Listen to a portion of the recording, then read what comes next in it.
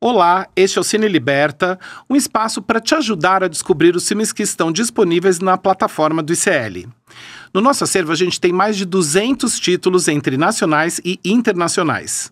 A minha dica de hoje é A Escolha de Laura, das diretoras australianas Katie Henkel e Sam Lara. É um retrato de Laura Henkel, uma excêntrica e divertida mulher de 90 anos que toma uma decisão bastante difícil, mas que para ela é muito natural. Laura decide encerrar sua vida em seus próprios termos.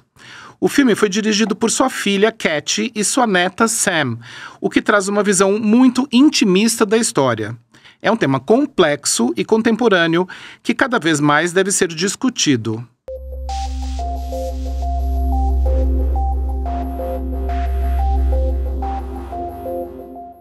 Olá! Para conversar comigo hoje sobre o filme A Escolha de Laura, eu vou receber o jornalista e o escritor Adriano Silva, que é vice-presidente da associação Eu Decido. Olá, Adriano, tudo bem? Oi, Duda, tudo bem? Prazer estar aqui contigo e um abraço a você e aos amigos do Cine Liberta. Legal, obrigado.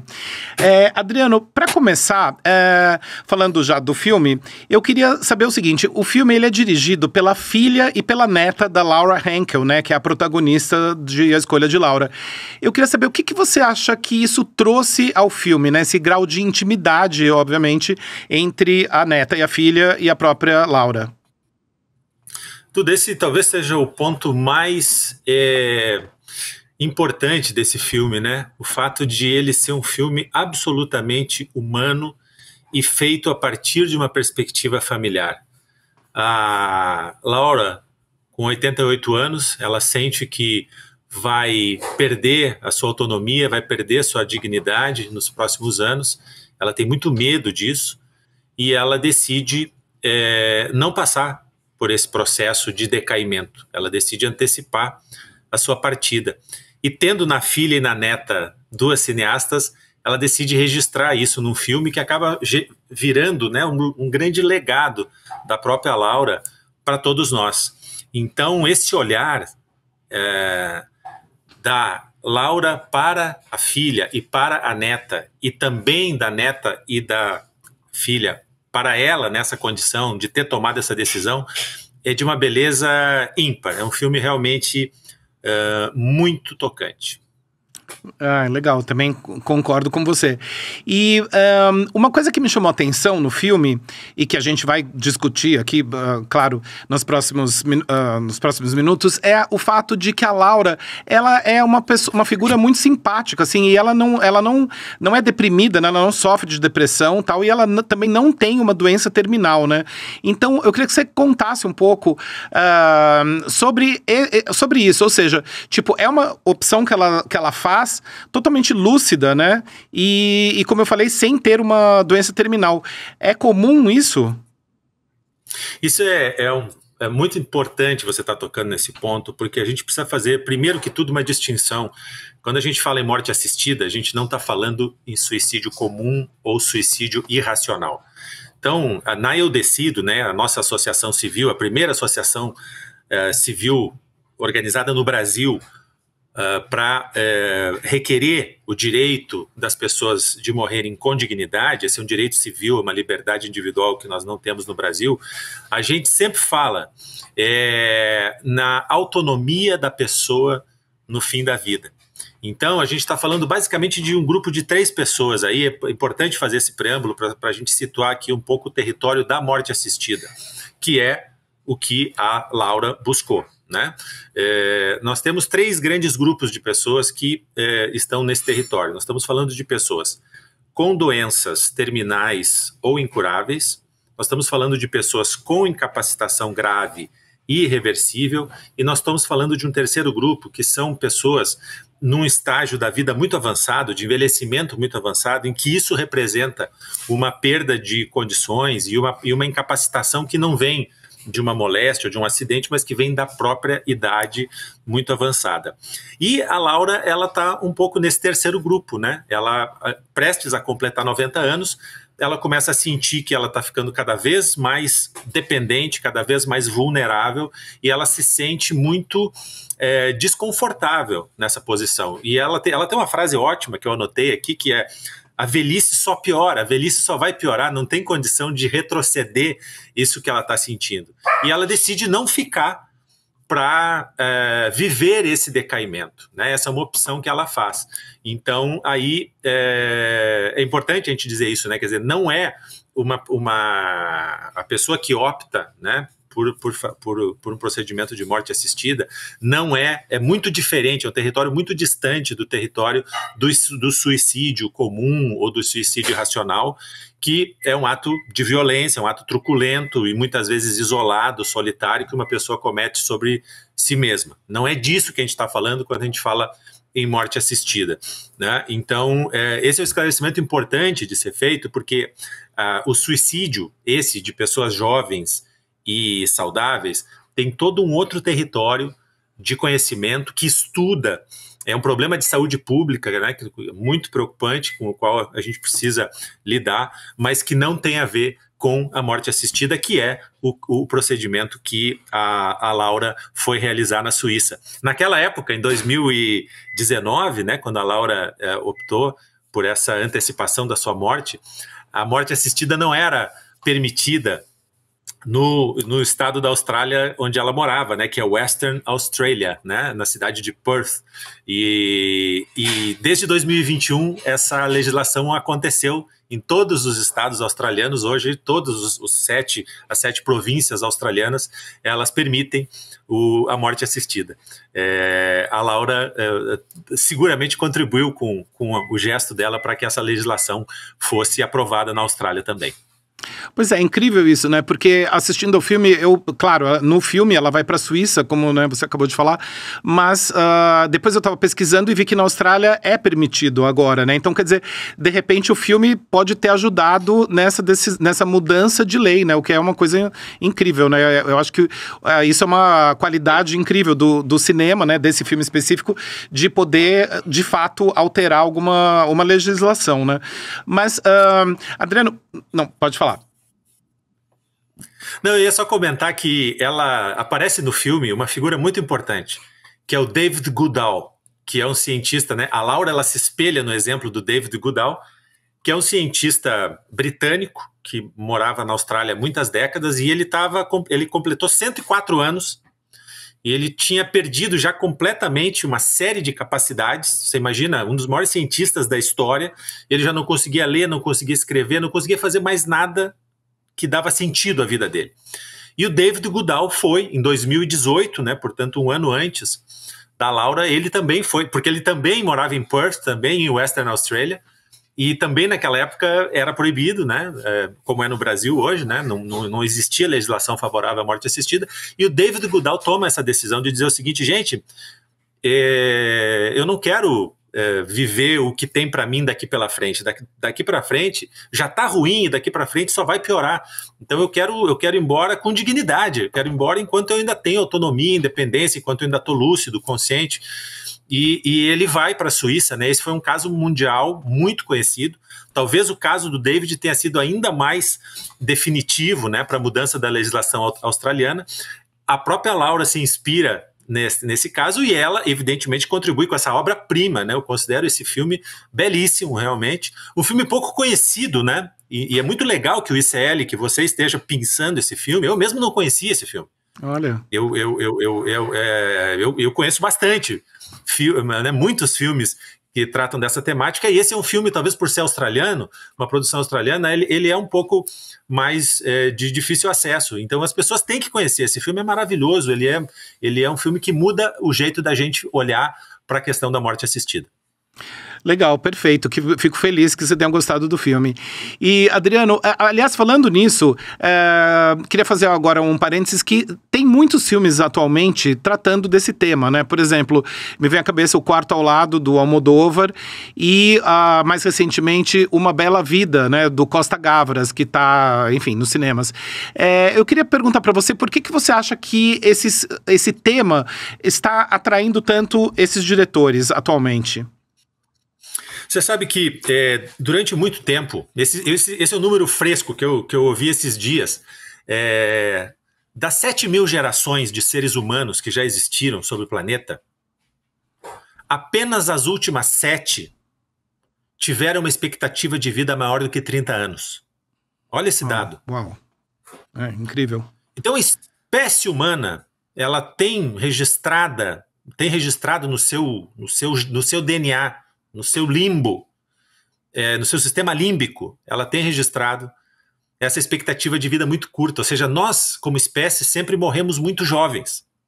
Por isso a nossa grande dificuldade de falar em morte, de pensar em morte. A gente silencia, a gente não quer tocar nesse assunto. O que acontece, Duda, é que a sua geração, a minha geração, é uma geração que vai viver 80, 90 anos. Isso já está acontecendo com alguns dos nossos pais, né? E vai acontecer com 100% dos nossos filhos. Quando a gente tem uma longevidade que fica muito mais expandida do que ela sempre foi, nós temos que rever também esse relacionamento com a morte. Porque a qualidade de vida, ela não existe se não houver também qualidade na última fase da sua vida, que é a sua morte. A morte é inevitável. Todos nós morreremos. A única coisa que nós podemos controlar, se tanto, é como a gente vai morrer. E não faz sentido a gente morrer de uma forma horrível, de uma forma pavorosa, com dor, com indignidade, com sofrimento. É disso que se trata a luta pelo direito à morte assistida. A de você, se algo de ruim te acontecer lá na frente, seja por uma doença, seja por uma incapacitação, seja por uma idade muito avançada, ou seja, você está infeliz e em sofrimento, em agonia com a sua existência, você ter o direito de aliviar essa agonia. E é por isso que a gente está vendo tantos livros, né, e tantos filmes. Eu faço questão, se possível, aqui de mostrar um livro que me trouxe para esse assunto, para esse movimento, que é O Dia em que Eva Decidiu Morrer. É um livro-reportagem que eu publiquei esse ano. Pela primeira vez, esse livro conta, pela primeira vez, a jornada completa de uma pessoa brasileira que foi à Suíça exercer o seu direito de morrer com dignidade. A gente conhecia, claro, o caso do Antônio Cícero, como você citou, mas o Antônio Cícero, a gente não conhece a jornada completa. No caso da Eva, a gente conhece a jornada completa dessa mulher, dessa filósofa, que depois de um AVC devastador, e não tendo chance de resolver o seu sofrimento no Brasil, ela tomou um avião e foi à Suíça para exercer o seu direito a uma morte digna. Então, livros como o da Eva, né, o fato desse assunto ter chegado até mim, eu sou biógrafo da Eva, ou ter interessado a tantos cineastas como você tem citado, se deve muito a essa mudança. Né? Nós estamos vivendo mais, portanto nós estamos mais expostos a doenças, portanto nós estamos mais expostos a um decaimento no final de vida, e nós temos que ter a liberdade de tomar a melhor decisão para a gente. É disso que se trata a morte assistida.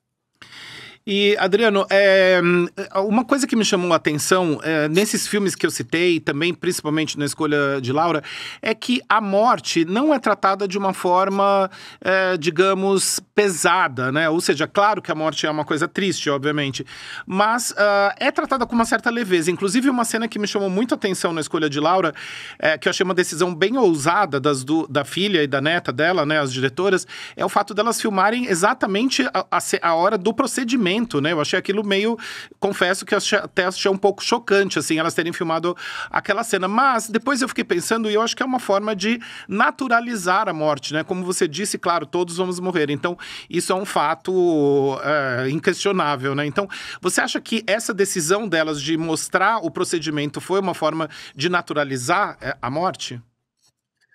Porque não existe nada mais natural do que a morte, né? Não existe nada mais certo na vida do que o fato de que ela vai acabar.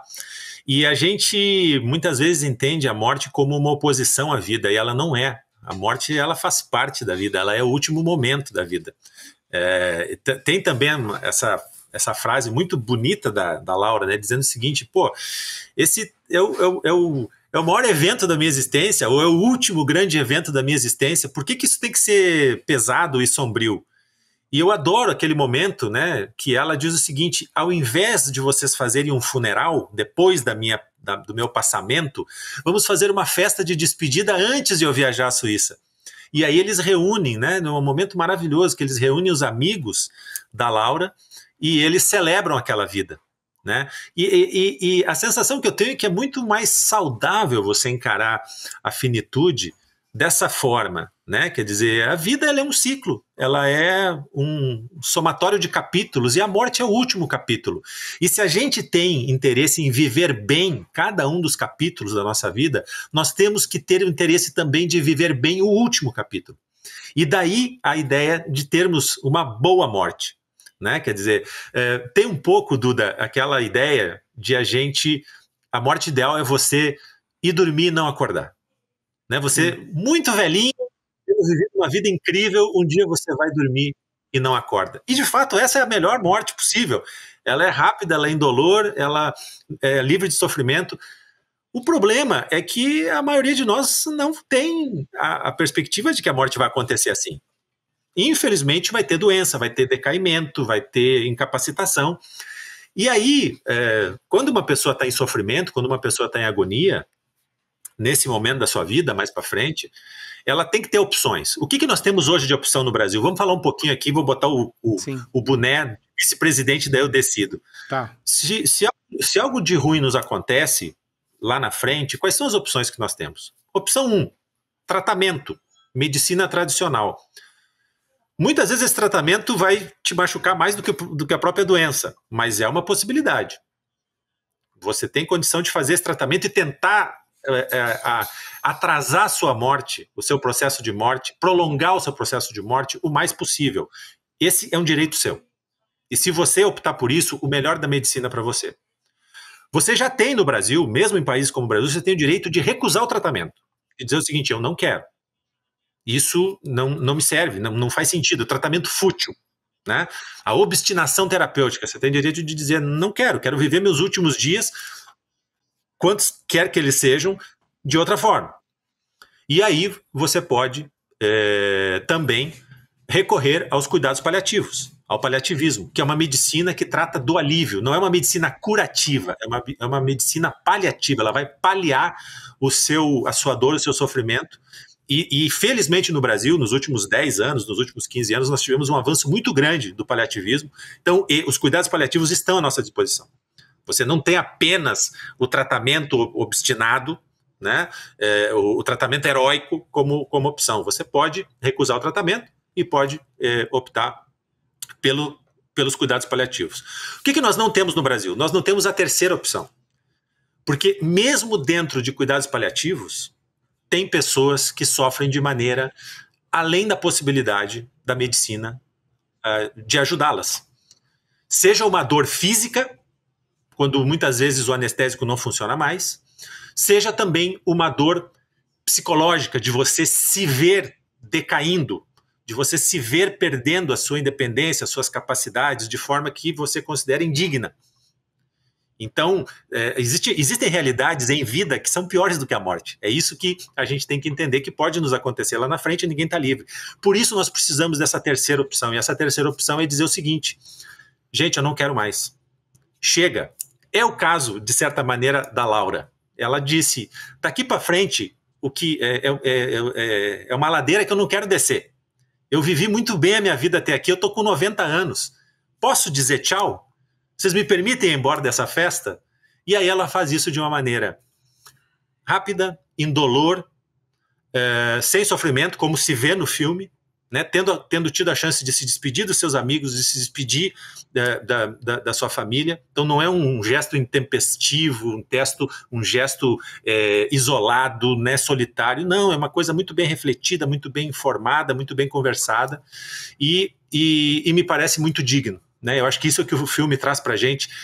No começo a gente se sente talvez até desconfortável de estar naquela sala com ela, e depois tem uma beleza naquela despedida.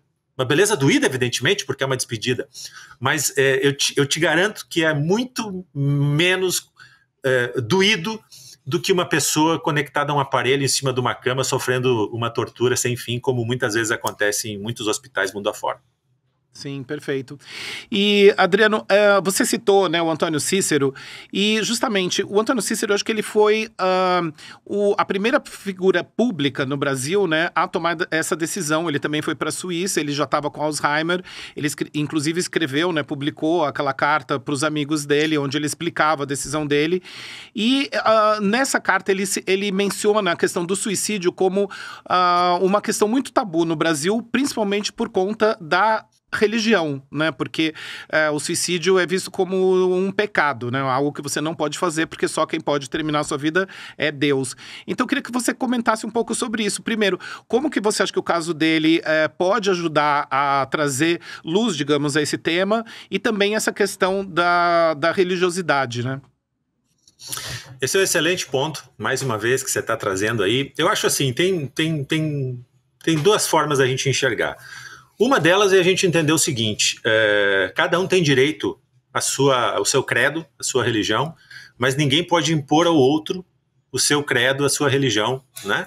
E inclusive, nós vivemos num estado laico, né, que não tem uma religião oficial, todas as religiões são bem-vindas no Brasil, inclusive uma pessoa eventualmente não ter religião.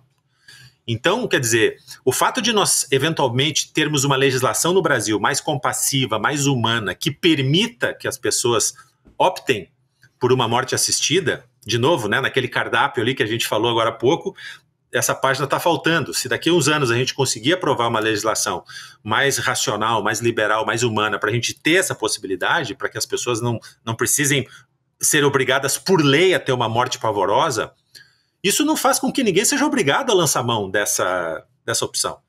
Então, o que a gente está colocando aqui, antes de mais nada, na Eu Decido, é que as pessoas têm que ter as opções. O cardápio tem que estar completo, porque quem está em sofrimento, quem está em agonia, precisa ter todas as ferramentas à sua disposição para tomar a sua melhor decisão. Que pode ser o tratamento, pode ser o paliativismo, pode ser a recusa do tratamento e pode ser, tem que poder ser também, se essa for a decisão da pessoa, um procedimento de morte assistida. Então, o primeiro ponto da religião é isso, né? É assim, você tem o seu credo, você vai tomar a sua decisão, porque nós estamos falando de autodeterminação, ou seja, você pode decidir sobre você e só sobre você, você não vai decidir sobre ninguém e ninguém pode decidir sobre você.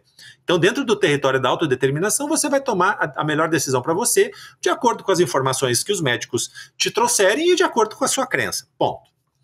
Mas se eu tivesse que conversar dentro de uma perspectiva religiosa com alguém sobre morte assistida, eu traria a seguinte pergunta: o sofrimento humano faz parte da obra de Deus? Faz parte do desígnio divino que pessoas sejam mantidas sob tortura, conectadas a um aparelho ou em cima de uma cama, e elas serem obrigadas a passar por esse processo? Me parece que o Deus bondoso, o Deus do amor, o Pai, não trataria seus filhos dessa maneira. Esse é um primeiro ponto. Segundo ponto, que eu acho que dentro de uma perspectiva religiosa a gente pode considerar, é a questão do livre-arbítrio. Né? Quer dizer, por várias perspectivas religiosas e dentro de várias teologias, a gente admite que Deus deu para o ser humano o livre-arbítrio, para o ser humano poder tomar as suas decisões. Né?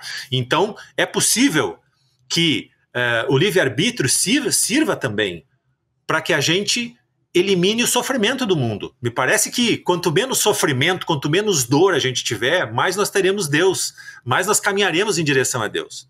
Né? Então, assim, esse é um ponto importante. Talvez a própria medicina seja um objeto da divina providência. E por que não uma parte dessa medicina que pode ser um procedimento de morte assistida, quando essa morte assistida é o desejo de uma pessoa de deixar de sofrer, de deixar de viver sob uma dor que não tem fim, que muitas vezes acontece 24 horas por dia, numa situação inumana, desumana. E, portanto, quem de nós pode dizer que não é o desejo e a intenção amorosa de Deus que esse sofrimento cesse? Né? São perguntas que a gente precisa fazer também, mesmo dentro de uma perspectiva religiosa. E, Adriano, quais são as perspectivas, assim, no Brasil, de mudar essa lei? Eu sei que, né, o Instituto, a Associação Eu Decido justamente né, trabalha nesse sentido. Então, eu queria saber de você quais são as perspectivas de que isso, de fato, venha a acontecer no Brasil. A Eu Decido, ela coloca o Brasil no mapa dessa discussão. Existem hoje 80 associações em mais de 40 países que lutam em cada um desses lugares, dessas sociedades, para que as pessoas, de novo, tenham o direito de não sofrer, de dizer eu não quero sentir esse tipo de dor, né? Porque isso é indigno. E a gente no Brasil não tinha essa representação, né? Nós tínhamos algumas pessoas que faziam esse ativismo, mas de uma forma mais isolada. Quando eu publiquei, no começo do ano, O Dia em que Eva Decidiu Morrer, eu encontrei com a Luciana Dadalto, que é uma advogada bioeticista, que é a pessoa que mais entende de morte assistida no Brasil, uma estudiosa do tema, e nós decidimos compor uma associação civil para finalmente colocar o Brasil institucionalmente no mapa. E aí isso é começo desse ano, né? A gente começou a publicar, a aparecer para a sociedade com a Eu Decido a partir agora do começo de agosto, então somos muito recentes.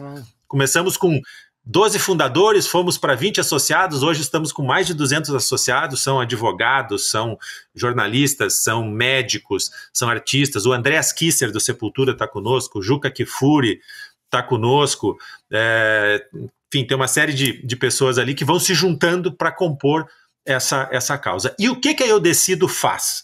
A Eu Decido, ela existe para a gente trazer essa discussão, jogar luz sobre essa discussão, compartilhar conhecimento, e um dia, que a gente espera que não seja tão longo, né, tão distante da gente, a gente espera que nós tenhamos no Brasil uma legislação mais compassiva e mais humana, que permita às pessoas a autodeterminação, que dê às pessoas aquilo que lhes é de direito, que é a autonomia de decidir sobre a sua própria vida, né? Então, assim, nós não fazemos, né, Eu Decido, nada que seja ilegal. Então, nós não intermediamos contato com a Suíça, nós não estimulamos nenhum tipo de suicídio ou nem mesmo de morte assistida, nada disso. O que nós fazemos é uma representação desta causa, nós juntamos as pessoas que têm interesse nessa tese e a gente deseja um dia mudar a legislação brasileira. Ou seja, nós somos absolutamente legalistas, mas queremos mudar essa lei, né? Porque essa lei hoje, ela deixa muitas pessoas numa posição de indignidade e de intenso sofrimento. Bom, Adriano, um prazer falar com você, um tema super importante, relevante, e é legal você falar isso da mudança de lei, porque justamente me trouxe de volta ao filme, né? Como você disse, o próprio caso da Laura pode ter ajudado a mudar essa legislação. Então, quem sabe o seu livro, né? Enfim, certamente o Instituto Eu Decido podem também seguir esse caminho, né? Então, muito obrigado pela conversa. Mais uma vez, agradeço a sua presença e relembro, né, para as pessoas que ainda não assistiu, que veja A Escolha de Laura na nossa plataforma do ICL, um filme super importante de um tema totalmente relevante e atual. Então é isso, Adriano, valeu, muito obrigado, até uma próxima. Falou. Abraço. Duda, muito obrigado, um abraço a todos. Valeu, obrigado. No próximo Cine Liberta, a gente vai conversar sobre o filme Disrupção Climática, da dupla de diretores Jared P. Scott e Kelly Nix. O filme entrelaça comentários de algumas das vozes mais reconhecidas na análise do clima, política e sociedade hoje, junto com imagens de bastidores da incansável organização que criou a maior manifestação climática da história, a Marcha Popular pelo Clima. O diretor Jared P. Scott é o mesmo de A Grande Muralha Verde, exibido na mostra Ecofalante em São Paulo em 2020. Este foi o Cine Liberta, o nosso espaço para discutir e mergulhar fundo no universo dos documentários que estão disponíveis pela plataforma do ICL. Até o próximo. Tchau. Fala pessoal, tudo bem? Leandro Demore aqui para dar uma notícia incrível. O ICL tem sua própria revista digital, a revista Liberta, um novo espaço de jornalismo profundo, crítico, com a nossa cara, feito para quem quer entender o Brasil e o mundo além da superfície. Na revista Liberta, você vai encontrar os maiores articulistas e colunistas com análise sobre política, cultura, atualidades e, claro, muito muito pensamento crítico. Esse vai ser o nosso espaço semanal de reflexão em profundidade. Faça agora mesmo a sua assinatura. Acesse icl.com.br/revista. E se você já é aluno ou aluna de algum curso do ICL, tem um benefício especial para fazer parte disso com a gente. Um desconto exclusivo para garantir a sua assinatura. Revista Liberta é o ICL em profundidade. Você sabia que todos os nossos programas estão no Spotify?